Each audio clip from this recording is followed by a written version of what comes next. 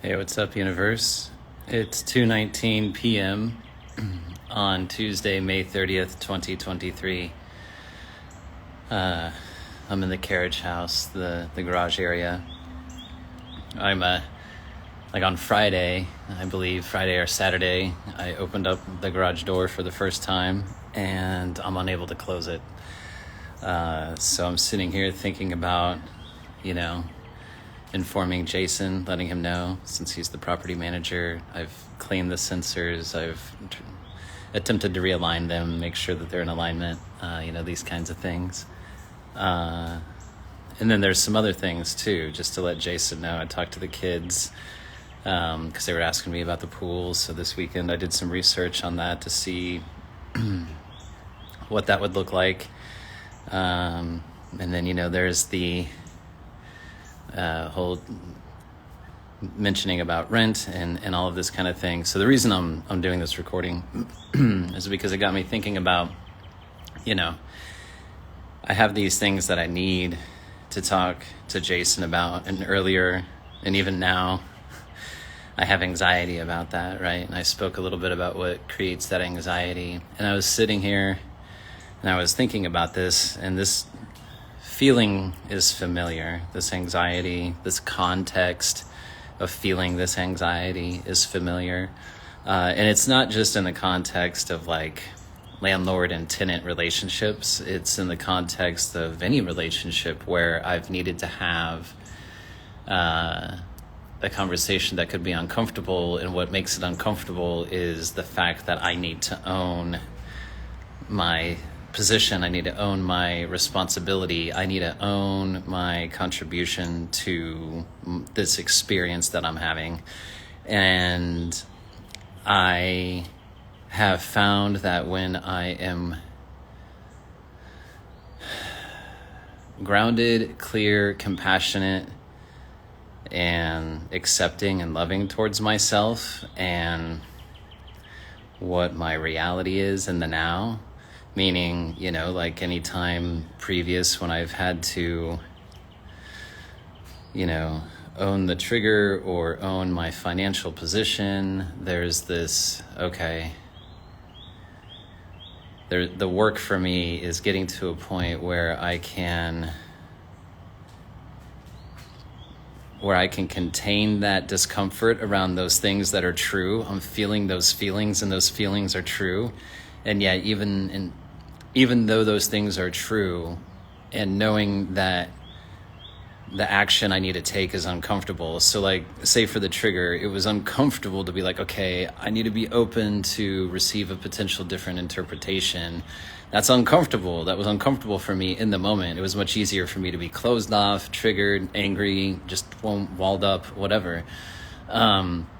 In this particular scenario with Jason and the finances, it's about like, okay, like I've made these choices. This is where I'm at in this moment. Like, this is really uncomfortable. This is very vulnerable. Like, there's all sorts of, things in my head. Like, what's Jason going to think? Like, what's this going to mean for our relationship? Like, what am I making this mean about myself and like my patterns and history? Like, there's all sorts of chatter.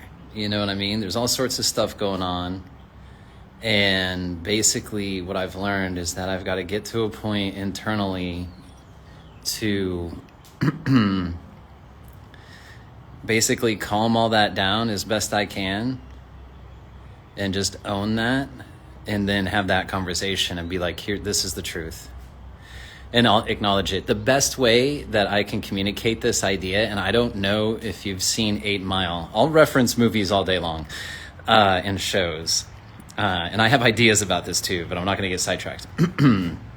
The best way I can communicate this idea is in 8 Mile, spoiler alert, by the way, when Eminem, like the last rap battle, and he just talks shit on himself, right? He basically owns all of his stuff.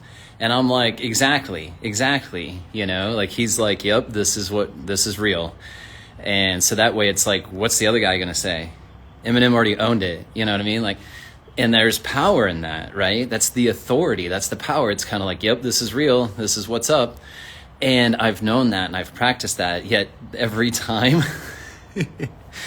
that comes up, there's anxiety with that. And so I just needed to speak to, I'm feeling that right now, and I'm acknowledging that right now. And I also know that once I get settled in and I just embrace my truth around and take ownership of this and own it and internally own it, you know what I mean? Like, just be like, this is what's up, buddy. Like, this is where you're at.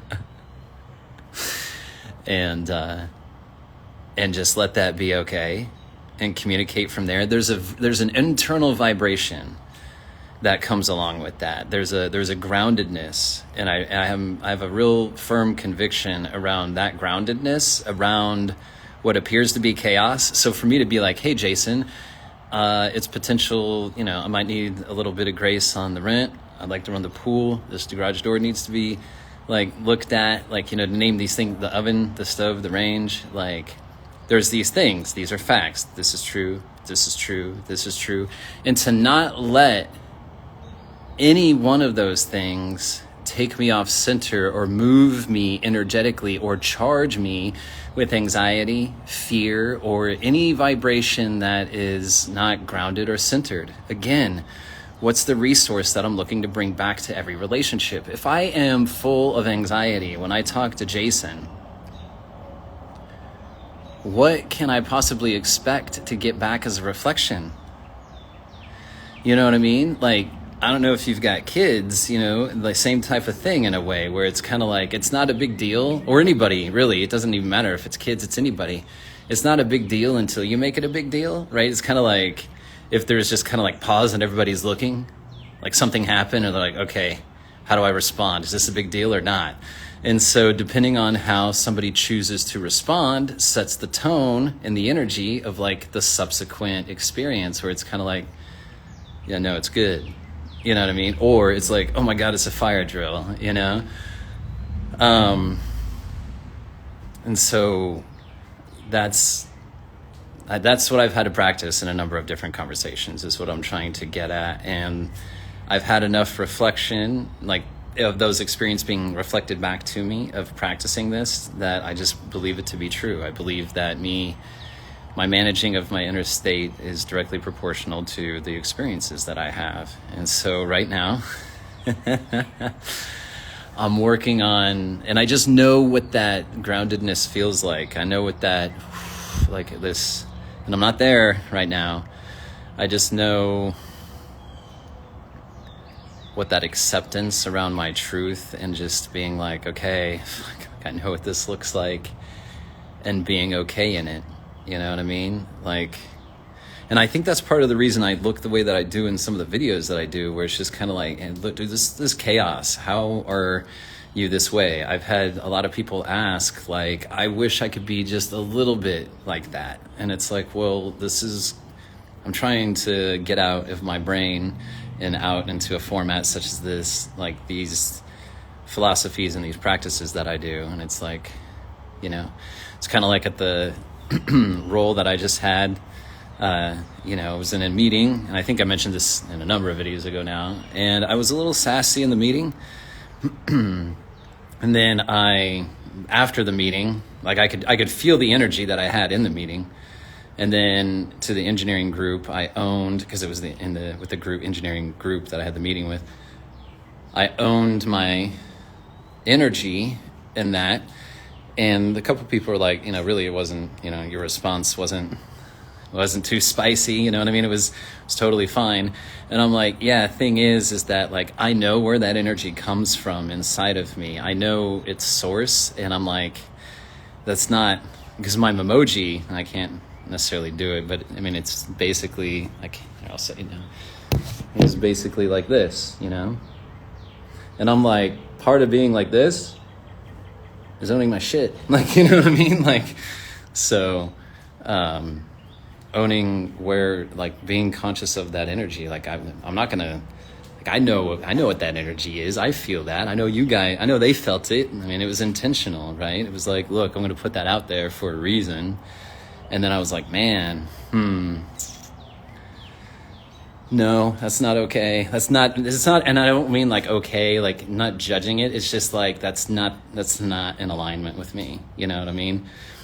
And this is what I wanted to talk about. This totally leads me into like a completely different tangent about labels like good and bad, or like, you know, these types of metrics. And I don't, harmonious and discordant, or alignment or misaligned, like these are the metrics I would rather use, because the way that I look at it is that, like, you know, good guys, the way that I explained it to my children when they were super young, I was like, there's no such thing as good or bad. I was like, think of it this way. When you see, like, on TV or cartoons or whatever, like, bad guys are in a group, right? Other bad guys are good guys to other bad guys.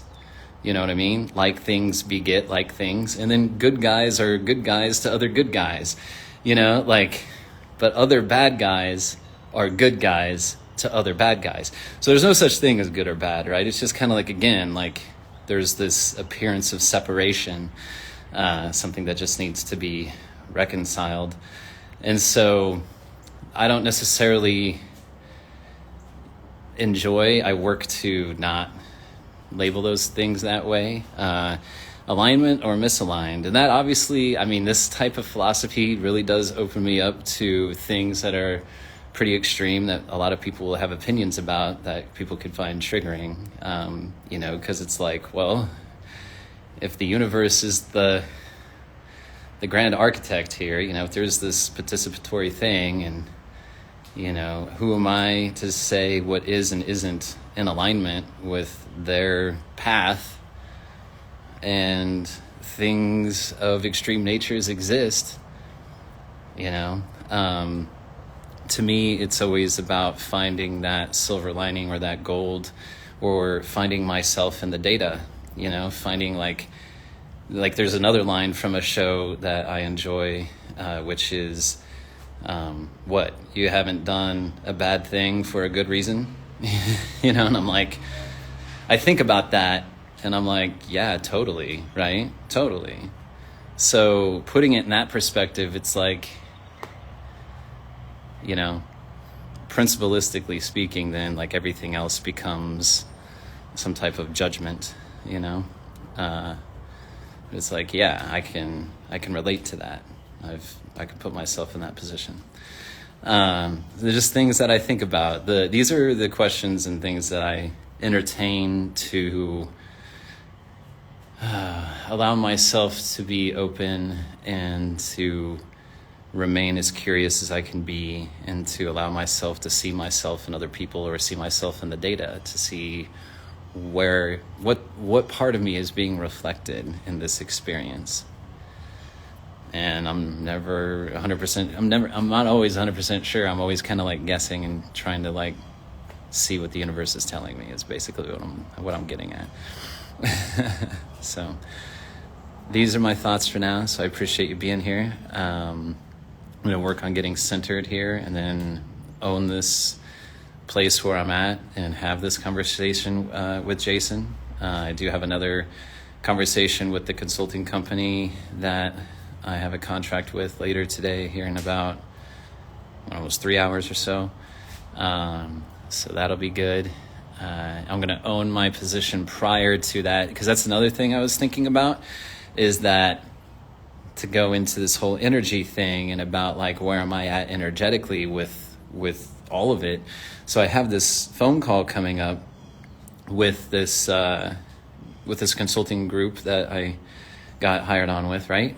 And so it's real easy in my brain for me to start entertaining these thoughts of like, ooh, like how, there's the how question, which is not my problem, okay? Remember, that's part of my philosophy. The how is not my problem.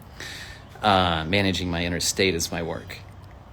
It's real easy, though, for my brain to be like, ooh, how is this role, how is this professional relationship going to solve some of these financial issues, when, you know, there's these things, right? And so, like, I'm being really, really mindful, and it's 2:34, by the way, really mindful about how those questions are influencing my internal state, how that data, and that's the other thing, data doesn't necessarily have to come outside of us either, right? It could be our own ruminations, our own thoughts, our own type of just self-talk is data. So it's not always from the outside, but if I'm not conscious about if I'm not consciously evaluating what I'm making that data mean, then I'm on autopilot. And I'm on autopilot, a fair amount of the time for sure, if not most of the time. So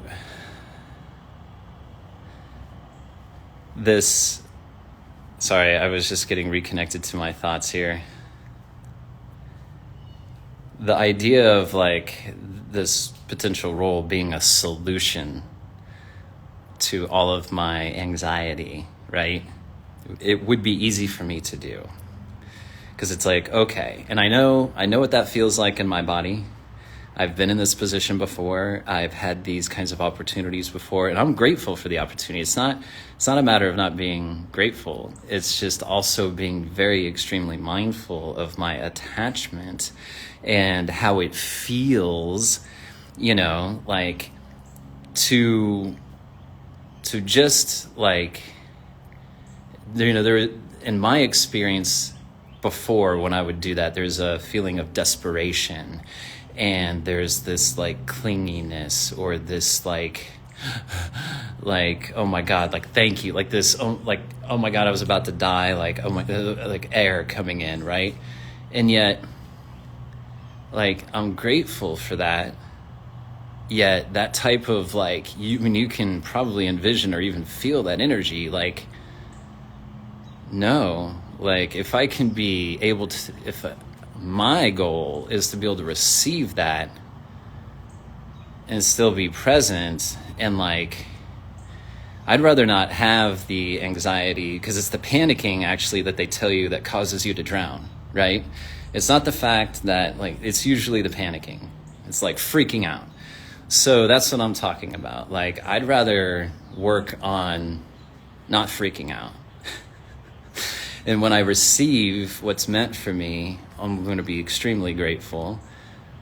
And then I'm going to let it continue to unfold. To me, it's a much more pleasurable experience to be supported by the universe and to minimize my amount of freaking out as that's happening. That's some work. I do want to mention too, I talked with Yogi, the neighbor, and met his son the other day, and then talked to Yogi again today, and just the community that I felt here. Even when I was sleeping out in the driveway, there was a guy with a tow truck who stopped. I mentioned that, I think, a number of videos ago.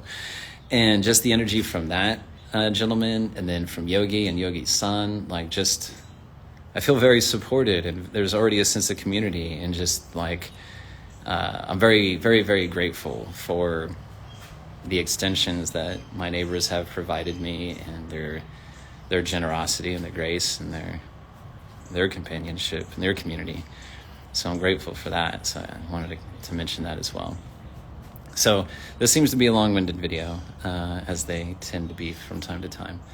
I'm going to wrap this up. Thank you again for being here. And I'm sure you could tell I'm not grounded at the moment. I'm not present the way that I enjoy being. So I'm going to work on that. And from that place, I will contact Jason and move from there. I just have a real firm belief about ripples, the vibrations that we put out into the stillness of the pond of the universe, the stone that I'm throwing that's going to cause a ripple or the new pattern.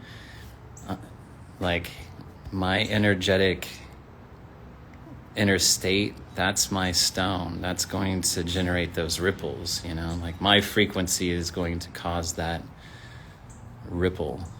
And so from that place, from my grounded place, I'm going to send that out. and I'm going to be okay with who I am and with what my situation is, and I'm going to be, it's going to be okay. It's going to be totally, it's going to be more than okay. It's going to be fucking perfect.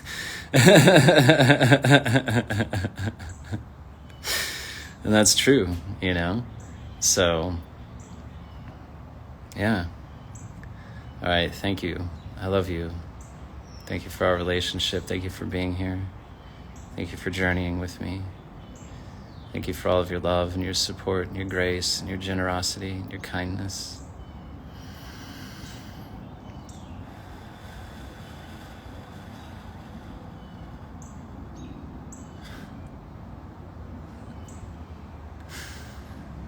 All right. Thank you very much. I love you guys. We'll talk to you later. Bye.